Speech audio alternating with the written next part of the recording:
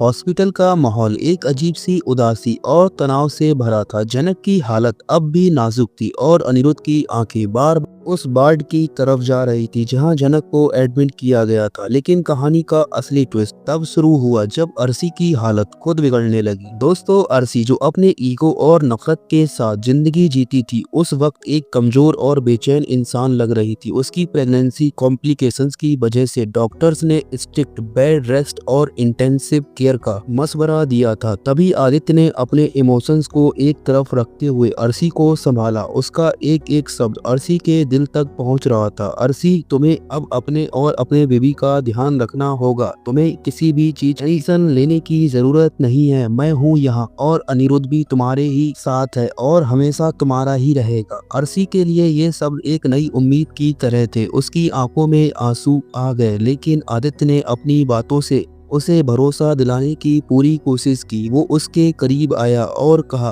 और एक बात, जनक अब बिहान के साथ है। तुम्हारे और उसके बीच का चैप्टर खत्म हो चुका है। तुम्हें अब किसी भी तरह का कोई भी स्ट्रेस लेने की जरूरत नहीं है। तुम बस जल्दी से ठीक हो जाओ और अपने बेबी को घर ले आओ। तुम्हारे लिए ये फैमिली सब कुछ करेगी। दोस्तों, अब ये तो हमें नहीं पता कि आदित्य के मन में क्या चल रहा है और क्या अनिरुद्ध ने आदित्य को बता दिया जो उसने अर्शी को सिरप दिया था। अर्शी ने आदित्य के हाथ थाम लिया, लेकिन उसके चेहरे पर एक अजीब सी उलझन थी।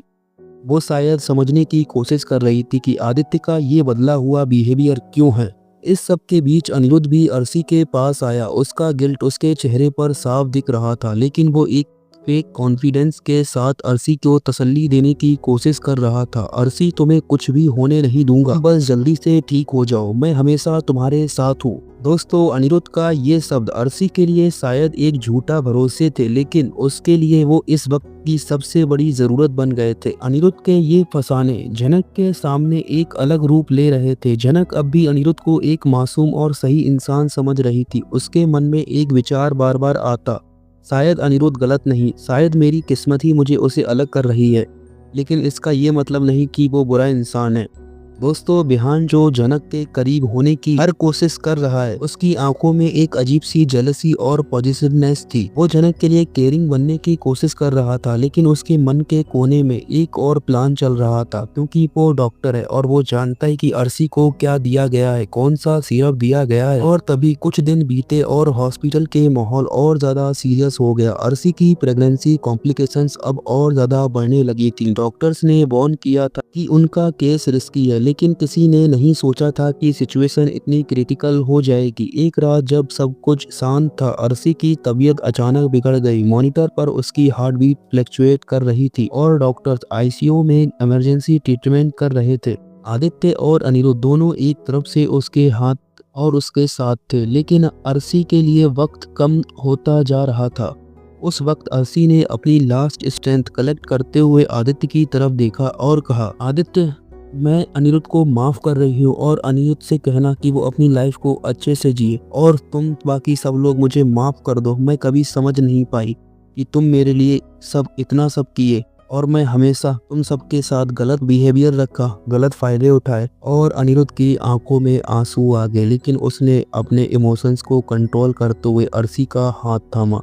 अर्शी, तुम्हें कुछ नहीं होगा। तुम्हें और तुम्हारे बेबी को सेफ रखने के लिए मैं कुछ भी करूंगा। और इधर अनिरुद्ध के पास शब्दों की कमी होने लगी। अर्शी ने उसकी तरफ देखा और कहा, अनिरुद्ध, तुम जनक के साथ खुश रहो। मैं तुम्हारे लिए एक बोझ बन गई थी, लेकिन एक बात याद रखना, तुमने मुझे जितना प्यार दिया उसके लिए मैं हमेशा शुक्रगुजार रहूंगी। दोस्तों, अर्शी की आंखों से आंसू बहते नजर आ रहे थे और फिर उसकी सांस लेने रुक गई। मॉनिटर पर एक बेहाल खामोशी सी छा गई। डॉक्टर्स ने डिक्लेयर किया, शी इज नो मोर।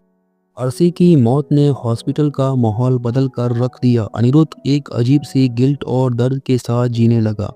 जनक, जो अब भी विहान के साथ है, अनिरुद्ध के दर्द को समझने की कोशिश कर रही थी, लेकिन उसके दिल के एक कोने में ये सवाल हमेशा जिंदा था, क्या मैंने अपने प्यार के लिए गलत इंसान को चुना? क्या अनिरुद्ध सच में वो इंसान है जो मेरे सपनों के लायक था? दोस्तों, बिहान अपनी जेलसी और ऑब्सेशन के बावजूद जनक के लिए एक प्रोटेक्टिव और केयरिंग पार्टनर बनने की कोशिश कर रहा था, और उसने जनक को कई ऐसी सारी हिंट्स दी जो अर्शी के मौत के खिलाफ थी, लेकिन वो अपने मन में एक और प्लान बना रहा था। वो जनक और अनिरुद्ध के बीच की दूरी और ज्यादा बढ़ाने की कोशिश में लगा था। अब ये तो हमें आगे देखने को मिलेगा कि क्या होगा, क्योंकि कहानी अब और भी ज्यादा दिलचस्प होने वाली है। क्या अर्शी इतनी जल्दी शो से चली जाएगी और कौन कौन चाहता है कि अर्शी निकल जाए? कमेंट करके हमें जरूर बताएं। तब तक के लिए धन्यवाद। मिलते हैं अपने नए वीडियो के साथ।